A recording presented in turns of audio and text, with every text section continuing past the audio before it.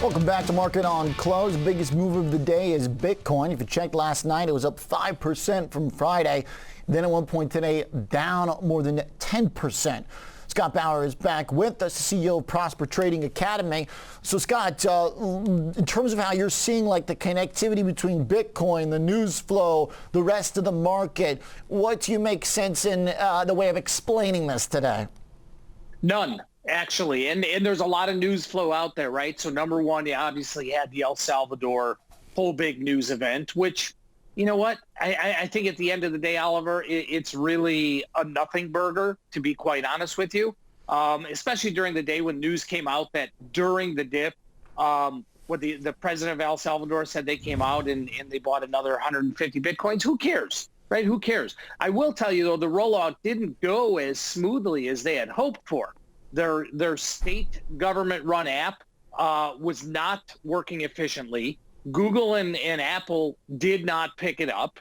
And most businesses there are not really set up to accept it. McDonald's is right now, okay, but most businesses are not set up to accept it there.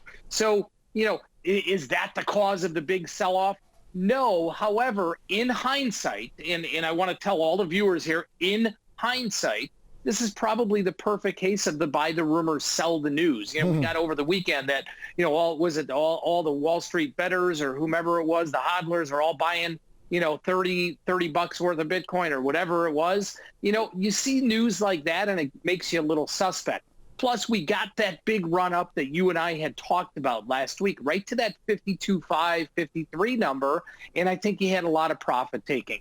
So, you know, what do I make of all of this? I don't make a lot out of the El Salvador thing. There might be something here with the dollar because it was funny because just early this morning I was talking to Ben Lichtenstein and we were talking about how the dollar has been so weak recently. And then we get, you know, this rise up today. It's up 50, 60 bips, whatever it is. So, you know, maybe that's causing a little weakness. But I think overall what we're seeing is just some profit taking here.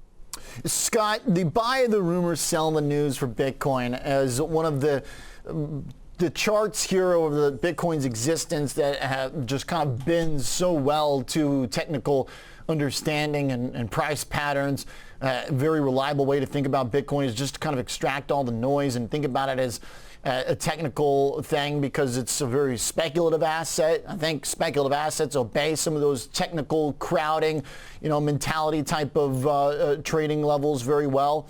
I've got this kind of crackpot theory, which is that basically every time Bitcoin makes a new milestone for market structure or acceptance, there seems to be major profit taking, whether it was a listing of futures in 2017 that basically perfectly marked the top, or that the Coinbase listing in the public market marked the top this time around as well.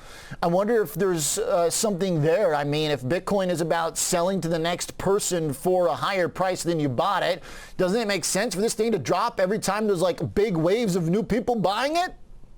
Well, it's certainly not a crackpot theory. And in fact, you know, when you just throw the data that you want out there, absolutely. When you throw all the data out there that you want, that makes just as much sense as anything else. I mean, historically, you're spot on with that. So if you do look, though, at the technicals, and it's still very hard to look at the technicals, but if you do, it met major resistance. The 52.5 area was major resistance.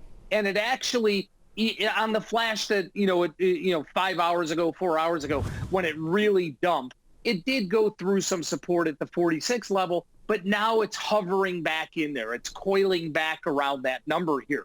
So if this number does continue to hold 46 to 47 area, you know what? This probably will be a buying opportunity for Bitcoin down the road. What's down the road? A day, a week, a month? Who really knows? But we always talk about, Oliver, and we talked about it last week too, the coiling, where volatility gets You mentioned really 52 low. as a resistance point, so that worked pretty perfectly there. It did. And whenever we see Bitcoin just kind of, meander back and forth, it sets itself up for a pretty violent move. This violent move was to the downside after a pretty grinded higher weekend, Labor Day weekend, which in the past, quite frankly, Labor Day weekend has been pretty negative for Bitcoin. This one was different. Maybe we're just a day later in the sell-off.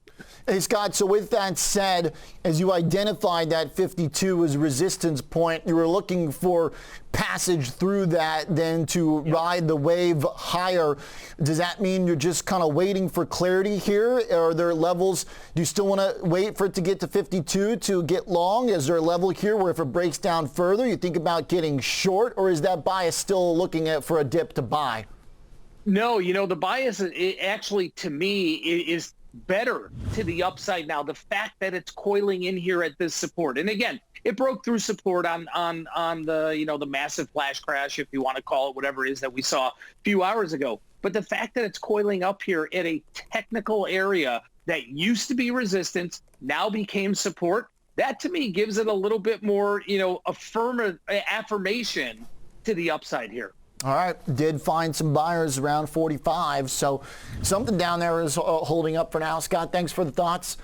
And nice eyes on 52 is a hard place to get through. To your point, it's impossible to know the cause and effect in this thing, but when the technicals work, they work, and you get credit for highlighting it. Thank you, Scott Bauer, CEO of Prosper Trading Academy. Still looking, though, with a bullish bias for now until more things break down.